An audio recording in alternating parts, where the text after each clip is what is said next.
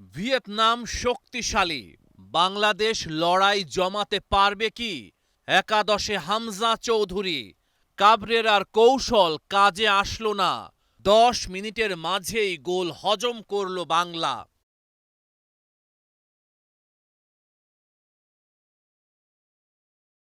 আক্রমণের ধার আরো বাড়িয়েছে স্বাগতিকেরা। শ্রাবণ গোল বাঁচিয়েছেন একটা। লাল সবুজ রক্ষণে দুর্বলতা।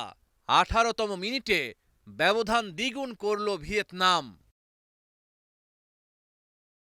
বাংলাদেশ দলের খেলায় ফেরার চেষ্টা, তবে ভিয়েতনামের গোলকিপার ঠেকিয়ে দিলেন ফাহিমের শটটা।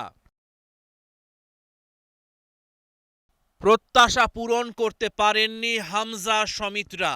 ৩৮তম মিনিটে আবারও গোল হজম করে লাল সবুজের প্রতিনিধিরা। ৩ গোলের লিড নিয়ে মাঠ ছাড়ে হোস্টরা। র্যাঙ্কিংয়ে ভিয়েতনাম এগিয়ে ৭৮ ধাপ। মাঠের খেলায় বাংলাদেশ টের পেয়েছে এই উত্তাপ। তবে দ্বিতীয়ার্ধে কিছুটা গোছালো খেলার ছাপ। এই হাফে প্রতিপক্ষকে আটকে রাখে বাংলা।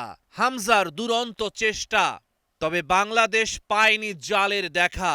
৩-০ গোলের হার নিয়ে মাঠ ছাড়ে লাল সবুজের প্রতিনিধিরা। আগামী ৩১ মার্চ এশিয়ান কাপ বাছাই পর্বে নিজেদের শেষ ম্যাচে সিঙ্গাপুরের মুখোমুখি হবে হামজারা। তার আগে ভিয়েতনাম ম্যাচে দিয়েছে কঠিন পরীক্ষা।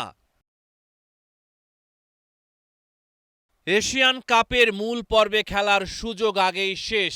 বাছাই পর্বে এখন পর্যন্ত ৫ ম্যাচে ১ জয়ে টেবিলের তৃতীয় স্থানে বাংলাদেশ।